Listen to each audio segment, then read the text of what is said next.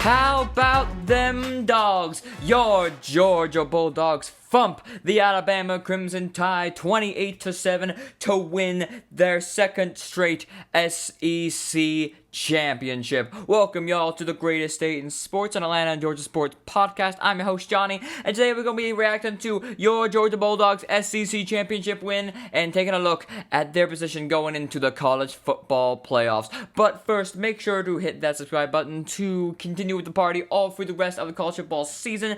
Make sure to give a like, help me in the algorithm. You know, it's kind of hard being that small creator. You know, thank you very much. And if you're listening on Spotify, make sure to rate and follow. Now, let's get into it. First, I gotta give props to that Georgia defense, holding Alabama to just 7 points and almost shutting them out. This game very easily could have been 28-0 if not for a few pass interference calls later in the game in what was honestly garbage time in the fourth quarter. Georgia got the scoring going when special teams unit came up big, blocked a punt down on Alabama's 15. We got the ball scored and never looked back. UGA have a touchdown in each of the quarters to put the Tide away. The first time that Alabama had been shut out in three quarters in a long time, and the second time ever that a team had been shut out in the first half of the SEC championship game. The only other time being when Georgia defeated Arkansas in 2002. Gunnar Stockton had a great day.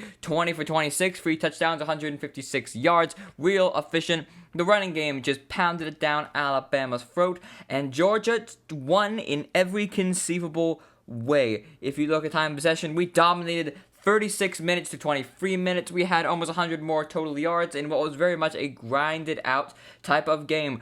Kirby Smart was hoping the Dogs would come out and just be more physical. And you know what? Georgia came out and just out-muscled the Tide in what might have been the happiest win I've ever had in my life as a Georgia fan. This feels almost better than that national championship game a couple years ago because we finally beat the Tide in Atlanta for the SEC championship game, something we have not been able to do ever. So props to the Dogs for that win and enjoy it because it is glorious. And that sets up Georgia in the college football playoff.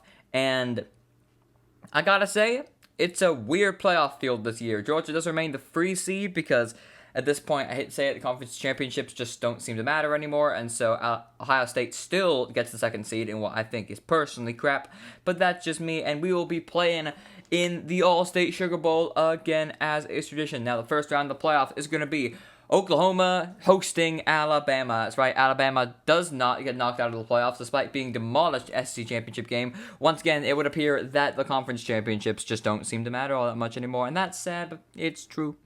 Oklahoma will be hosting Alabama.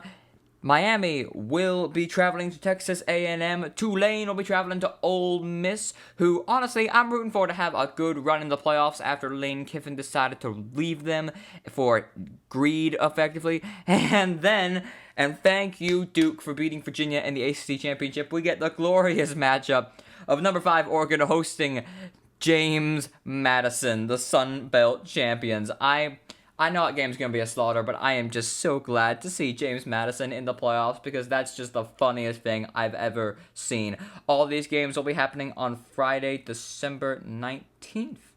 And now we got the quarterfinals, which will be the Cotton Bowl, which will be the winner of Miami, Texas A&M against Ohio State, number 2. We'll have the Orange Bowl, the winner of James Madison, Oregon, so probably Oregon, playing off against number 4 Texas Tech. You'll have the Alabama-Oklahoma winner against number 1 Indiana at the Rose Bowl, and then the winner of Tulane, Ole Miss versus Georgia in the Sugar Bowl. So it's looking like Georgia, who will be playing at 8 p.m. on ESPN in the Caesars Superdome in New Orleans, we'll probably be having a rematch with the Ole Miss Rebels, a team that, if you recall, we were able to handle at home this year, 43-35 in an absolute barn burner of a game. Georgia ultimately was able to win, thank God, after being down 35-26 late in the third quarter. It took a mammoth effort for Gunnar Stockton to get the win, but the way that our defense has been playing, I don't see Ole Miss being able to get that kind of numbers up on us again.